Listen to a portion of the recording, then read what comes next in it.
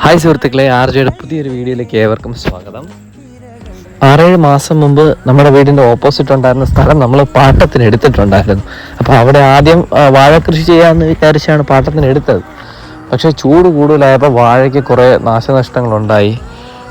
പിന്നെ നമുക്ക് എന്ത് ചെയ്യണം പിന്നെ ഈ ഇത്രയും സ്ഥലമുണ്ടല്ലോ, പിന്നെ എന്ത് ചെയ്യണം എന്നൊരു പ്ലാനിങ് ഇല്ലാതിരിക്കുന്ന അവസ്ഥയിലാണ് പെട്ടെന്നൊരു ഐഡിയ നമുക്ക് തണ്ണിമത്തൻ കൃഷി ചെയ്ത് നോക്കിയാലോ എന്നൊരു ആലോചന വന്നത്. പക്ഷെ അത് സക്സസ് ആവില്ലെന്ന് അറിയില്ല. കൂടുതലും കേരളത്തിൽ ആരും തണ്ണിമത്തൻ അധികം കൃഷി ചെയ്യാറില്ല.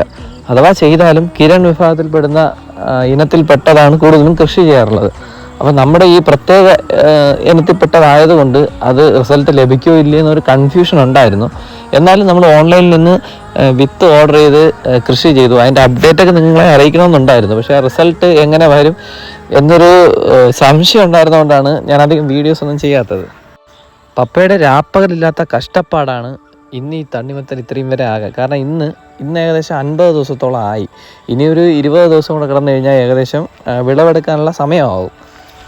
പപ്പ ഓരോ ദിവസവും എൻ്റെ പിള്ളേരെ നോക്കുന്നത് പോലെ ഓരോ കായ്ക്കും എന്തെങ്കിലും സംഭവിക്കുന്നുണ്ടോ എന്നിങ്ങനെ എല്ലാം വാച്ച് ചെയ്ത് രാവിലെയും വൈകിട്ടും വെള്ളം ഒഴിച്ച് പപ്പയ്ക്കാണ് ഇതിൻ്റെ ക്രെഡിറ്റ് കൊടുക്കാൻ സത്യം പറഞ്ഞാൽ. പിന്നെ ഇതിൽ ചിലതൊക്കെ ഈ വീഡിയോയിൽ നിങ്ങൾ കാണുന്നത് പോലെ ഏകദേശം പരുവായതിനു ശേഷം എന്തെങ്കിലും ഡാമേജൊക്കെ സംഭവിക്കും. ചെറിയ പ്രാണികളുടെ ആക്രമണം, പിന്നെ ചെറിയ കേടുപോക്ക്, അങ്ങനെയുള്ള സംഭവങ്ങളൊക്കെ ഉണ്ടാകും. അപ്പോൾ നമ്മൾ വിഷമിച്ചിട്ട് കാര്യമില്ല. ഇതിൻ്റെ വിളവെടുപ്പ് കഴിഞ്ഞാൽ നമ്മുടെ ഏരിയയിൽ കുറച്ചുകൂടെ വൈഡായിട്ട് ചെയ്യാനാണ് നമ്മുടെ പ്ലാൻ. അപ്പോൾ നമ്മുടെ വീഡിയോസ് കാണുന്ന എല്ലാവരുടെയും സ്നേഹവും സഹകരണവും ഒക്കെ പ്രതീക്ഷിക്കുന്നു. പുതിയ വീഡിയോസ് കാണുന്നതുവരേക്കും ഓക്കെ, ബൈ.